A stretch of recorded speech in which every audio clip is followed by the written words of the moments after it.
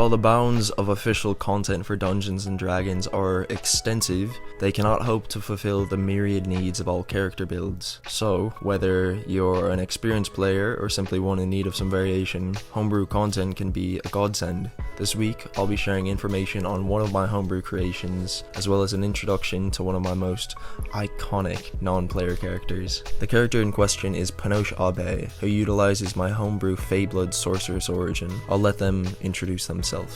Sup, I'm Panoche. Scabadibo Giadoba. That's not my name. I just like to make sounds. Panoche Abe. Yes. So I'm 14. I'm a Vidalcan from the Silver Sea. They, them pronouns, please. The Silver Sea, for y'all who don't know, is the marine biome of Dromnos. This crazy world we live in covers roughly 2/3 of the surface of the planet and is the home of many marine and psionic peoples and creatures, which includes me and my fam. I'm part of the Abysmal Royal Fam, but my fam sent me away to school on the mainland because I kept freezing the ocean. That's the ocean for y'all. So yeah, I'm a new student aboard the Beatnik Persuasion, a school for outliers. It's this dope train that's also a school. Super psyched to be away from my fam and, you know, maybe make some friends. I'm excited for arts class. I've never been much of an artist, but I feel the call. So yeah. Oh, also, I hope I don't freeze the potions in potions class. That'd be a bummer. Oh, this? You like my threads? Yeah, I'm rocking some navy blue mind flare leather, and you can't forget the scarf for some contrast. That's pretty much me. Can't wait to get to know y'all. I'll pass it back to Box. Panoche is a Feyblood sorcerer, but I attribute their magics more to the psionicism and frigidity of the Silver Sea rather than to Fey influences. This subclass is already published on my website, linked below, and includes a set of tables offering some options for your character's power's origin, as well as a series of quirks that you can use while role-playing them. The Feyblood is inspired in structure by the Aberrant Mind Sorceress origin, with a table of spells, some sorceress, some from other classes, that you learn at certain levels. Much like the Aberrant Mind, you can swap out these spells with other enchantment or illusion spells from the Bard, Sorcerer, and Warlock spell lists. One of the most prominent features of this Sorceress origin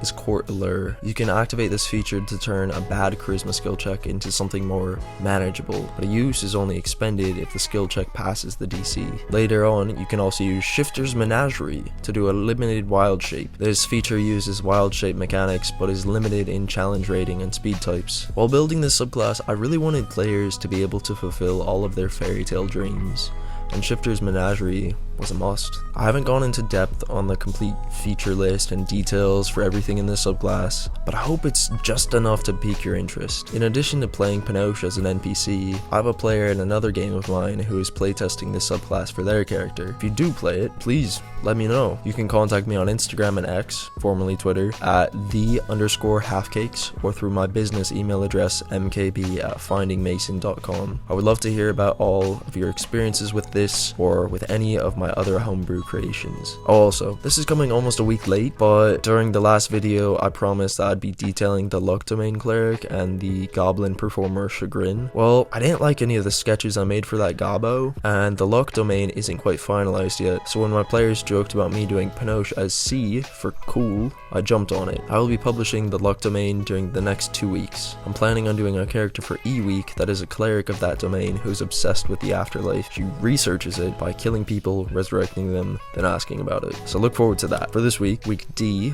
I'm doing Daemon Dark, a character raised in the Aether, and will appropriately be utilizing the Aether Warlock patron for her. Alright, that's all.